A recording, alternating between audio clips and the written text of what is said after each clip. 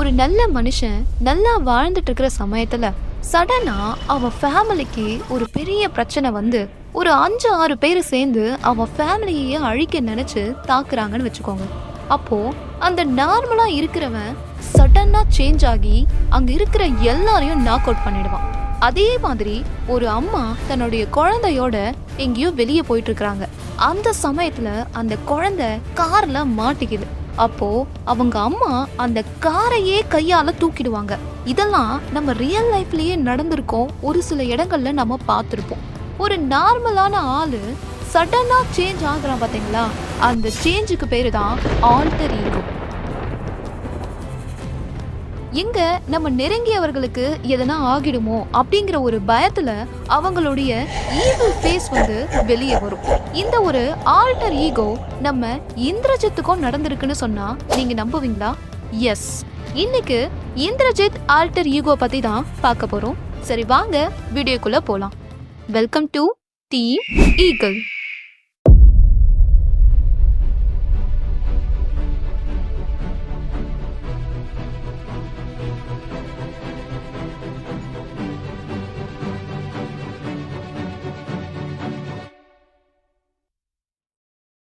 இந்திரஜித் அவரை நம்ம எல்லாருக்கும் எப்படி தெரியும்? அவர் வந்து ராவணனுடைய பையன், ஒரு சிறந்த வீரன், மாயாவி, பிரம்மனிடம் சாகாம் வரம் பெற்றவன், திவ்ய அஸ்திரங்களை பெற்றவன், இப்படி சொல்லிக்கிட்டே போலாம். பட் உண்மை என்ன தெரியுமா? இந்திரஜித் ரொம்பவே நல்லவங்க. அவங்க அம்மா அப்பா சொல்ல என்னைக்குமே தட்டாத ஒரு பையன். இலங்கை மக்களுக்கு நிறைய உதவிகளை செய்யக்கூடிய ஒரு இளவரசன். அவங்க நாட்டு மக்களுக்கு ஒண்ணுன்னா இந்திரஜித்து தான் முன்னாடி வந்து நிற்பான். அதுக்கு ஒரு எக்ஸாம்பிள் சொல்லலாமா? அனுமன் இலங்கையை எரிக்கும் போது மக்கள் காப்பாத்துங்க காப்பாத்துங்க அப்படின்னு அலறுவாங்க. அப்போ ராவணன் அவனுடைய மகனான அக்ஷயகுமாரனை அனுப்பி விடுவாரு. அக்ஷயகுமாரனை அனுமன் கொன்னுடுவாரு. அந்த சமயம் இந்திரஜித் மாறுவாரு பாருங்க. அந்த நேரத்துல அவங்க அம்மா என்ன சொல்லுவாங்க அப்படின்னா, இந்திரஜித் தயவு செஞ்சு போகாத, நான் இன்னொரு மகனை இழக்க தயாரா இல்ல அப்படின்னு. ஆனா எப்பவுமே தாய் பேச்ச கேட்கக்கூடிய இந்திரஜித் அந்த இடத்துல தாய் சொன்னதை காதல கூட வாங்கிக்க மாட்டாரு. உடனே அங்க இருந்து கிளம்பி அனுமனை வென்று ராவணன் முன்னாடி நிறுத்துவாரு. அந்த இடத்துல அனுமன் என்னதான் பவர்ஃபுல்லா இருந்தாலும் இந்திரஜித் அவரை பீட் பண்ணி இருப்பாரு. இந்த சேஞ்சுக்கு பேரு தான் ஆல்டர் ஈகோ. இந்திரஜித் ஒரு அமைதியான கேரக்டர். நிகும்பலா தேவிய வணங்குபவர். அதனால நிகும்பலா தேவிக்கு பூஜை செய்து அவங்கள மகிழ்விப்பது மாதிரியான வேலைகளை ஒரு பக்தனா செஞ்சுட்டு இருப்பாரு. இந்திரன் வந்து ஒரு முறை ராவணன் கூட சண்டை போடும்போது அசுர படைகளை பாதை அழிச்சிருப்பாரு. இதனால ராவணன் லைட்டா டென்ஷன் ஆகி இருப்பாரு. இந்த விஷயம் இந்திரஜித்துக்கு தெரிய வரும்போது அப்போ ஒரு செகண்ட் அவருடைய கேரக்டர் சேஞ்ச் ஆகும் பாருங்க. உடனே என்ன பண்ணுவாரு, அவரோட படைகளை கூட்டிட்டு டைரக்டா இந்திரலோகத்துக்கே போய் இந்திரனை அட்டாக் பண்ணுவாரு. அப்படித்தான் இந்திரனை தோக்கடிச்சு இந்திரஜித் அப்படின்னு பெயரையும் பெற்றிருப்பாரு இந்த மேகநாதன். ஆக்சுவலா இந்த மாதிரி பவர்ஃபுல்லான ஆளுங்களை டிஃபீட் பண்றவங்க ஒரு மாதிரி கர்வமா இருப்பாங்க. நான் தான் அப்படின்னு சொல்லி ஆணவமா இருப்பாங்க. ஏன் ராவணன் கூட 10 உலகத்தை வென்ற போது அந்த ஆணவம் அவருக்கு வெளிப்பட்டிருக்கும். ஆனா இந்திரஜித் அப்படி கிடையாது. அவரு நான் தான் அப்படின்னு எங்கேயும் போய் சொன்னதே கிடையாது. அந்த ஆணவத்தை தலைக்கு ஏத்திருக்கவே மாட்டாரு இந்திரஜித். அதனாலதான் இந்திரஜித்தை அழிக்கிறது கஷ்டம் அப்படின்னு சொல்றாங்க. The final battle.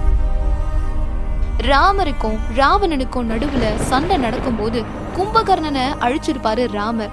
அந்த டைம் அவருடைய ஈவில் கேரக்டர் வெளியே வந்து வானரப்படை, ராமர், லக்ஷ்மணன் அப்படின்னு எல்லாரையும் டிஃபீட் பண்ணுவாரு இந்திரஜித். ஆமா, எல்லாரையும்.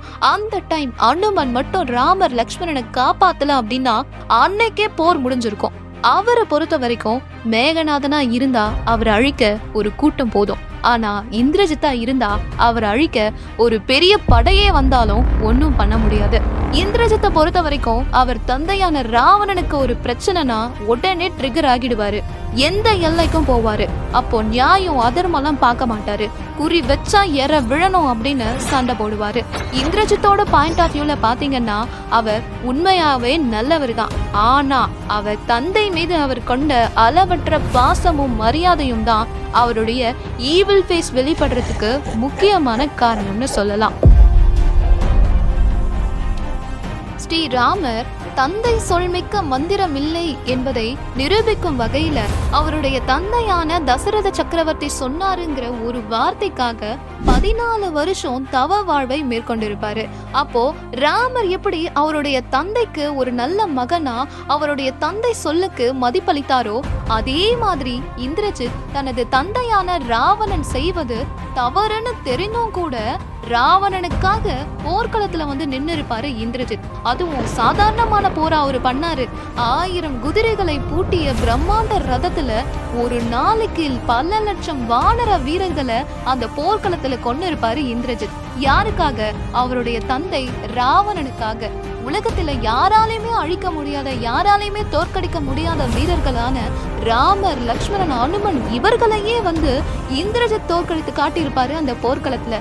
யாருக்காக? அவருக்காகவா? அவருடைய தந்தையான ராவணனுக்காக. சோ இதுல இருந்தே தெரிஞ்சிருக்கோம், இந்திரஜித் செய்தது எல்லாமே அவருடைய தந்தையான ராவணனுக்காகத்தான். கடைசியில எப்படியாச்சும் இந்த போரை தன் தந்தைக்காக ஜெயித்தே கொடுத்துடணும் அப்படின்னு சொல்லிட்டு நிகும்பலா தேவிக்கு யாகம்லாம் கூட நடத்துவாரு இந்திரஜித். அப்போ கரெக்டா அந்த இடத்துல லக்ஷ்மணன் அந்த யாகத்தை தடுத்து நிறுத்திடுவாரு. சோ லக்ஷ்மணனுக்கு எப்படி தெரியும் இந்திரஜித் அப்படி ஒரு யாகம் பண்றாரு, அந்த யாகத்தை பண்ணா இந்திரஜித்தை யாராலுமே தோற்கடிக்க முடியாது அப்படிங்கிற விஷயம் லக்ஷ்மணனுக்கு எப்படி தெரியும் அப்படின்னு பாத்தீங்கன்னா, இந்திரஜித்தோட சித்தப்பாவான விபீஷ்ணன். சோ விபீஷ்ணன் சொல்லி கொடுத்துதான் லக்ஷ்மணன் அந்த இடத்துக்கு கரெக்டா இந்திரஜித்தோட யாகத்தை தடுத்து நிறுத்தி இருப்பாரு. ஒருவேளை விபீஷ்ணன் மட்டும் சொல்லல அப்படின்னா லக்ஷ்மணனுக்கு இந்த விஷயம் தெரிஞ்சும் இருந்திருக்காது, நிகும்பலா தேவி யாகம் தடைப்பட்டும் இருக்காது. இதனால இந்திரஜித் யாராலையுமே அழிக்க முடியாத ஒரு பிரம்மாண்ட சக்தியாக உருவெடுத்திருப்பாரு. சொல்ல போனா விபீஷ்ணன் லக்ஷ்மணன் கிட்ட சொன்னது ஒரு வகையில சூழ்ச்சியாவே நாம கருதலாம். நிகும்பலா தேவி யாகம் தடைப்பட்ட உடனேயே இந்திரஜித் அந்த இடத்திலேயே லக்ஷ்மணன் கூட சண்டை போடுறாரு. அப்போ அவருடைய எல்லா அஸ்திரங்களையுமே லக்ஷ்மணனுக்கு எதிர்க்க பயன்படுத்துறாரு. அப்போ எந்த ஒரு திவ்ய அஸ்திரமுமே லக்ஷ்மணனை எதுவுமே பண்ணல, தாக்கல. இதனால கலங்கி போன இந்திரஜித் என்ன பண்றாரு, நேரா ராவணனை பார்க்க வராரு. எதுக்காக அப்படின்னா, அன்னைக்கு கும்பகர்ணன் சொன்ன அதே வார்த்தைகளை இப்போ இந்திரஜித் ராவணனை பார்த்து சொல்றாரு. இந்த போர் வேணாம், இந்த போரை நிறுத்திடுங்க, ஏன்னா நீங்க இலங்கை மக்களுக்கு தேவை அப்படின்னு சொல்லிட்டு இந்திரஜித் அட்வைஸ் பண்றாரு. ஆனா ராவணனுக்கு மறுபடியும் கோவம் தான் வருது. நான் என்ன உங்களை நம்பியா இந்த போரை ஆரம்பிச்சேன்னு நீங்க நினைக்கிறீங்க, என்ன நம்பி நான் ஆரம்பிச்சேன் அப்படின்னு சொல்லிட்டு சொல்றாரு. அப்போ இந்திரஜித் புரிஞ்சுக்கிறாரு, இதுக்கு மேல அப்பா கிட்ட சொல்லி எந்த பயனுமே இல்ல, சரி என்ன ஆனாலும் பரவாயில்ல போர்க்களத்துக்கு போலாம் அப்படின்னு சொல்லிட்டு கிளம்புறாரு. அப்போ போகும்போது இந்திரஜித் எப்படி போறாராம் தெரியுமா? இத கம்ப ராமாயணத்துல கம்பர் விவரிச்சிருக்கிறாரு. உடலில் ரத்தம் வழிதான் இந்திரஜித்துக்கு, அவருடைய கண்கள்ல இருந்து கண்ணீர் வழிதான். அப்படி கண்ணீர் வழிந்த கண்களோட கடைசியா கடை கண்ணால அவரது தந்தைய பார்த்துக்கிட்டே அவரு போர்க்களத்துக்கு போறாராம். ஏன்னா இதுக்கு மேல இந்த தந்தைய நான் பாப்பனா அப்படிங்கிற அந்த ஏக்கத்தோடவே இந்திரஜித் போர்க்களத்துக்கு போறாராம்.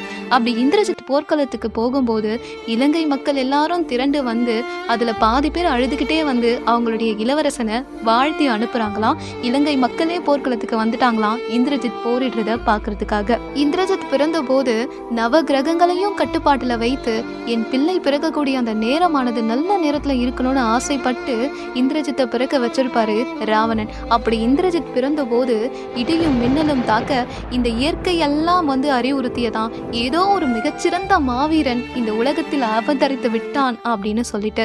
அப்படி பிறந்த இந்திரஜித் இன்று தன் தந்தைக்காக கடைசியாக போர்க்களத்தில் போரிடுறதுக்காக போறாரு. அப்படி போரிட்டு லக்ஷ்மணனால வீழ்த்தப்பட்டு அவரது உடலை விட்டு தலையானது மண்ணில் விழுது.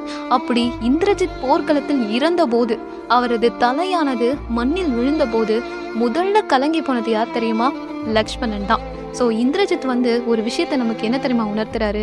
வாழணும் எதிரியே பொறாமப்படுற அளவுக்கு, வீழணும் அந்த எதிரியே கண்ணீர் விடுற அளவுக்கு. அப்படி இருந்தது இந்த இந்திரஜித் அப்படிங்கிற மாவீரனுடைய ஒரு சகாப்தம்.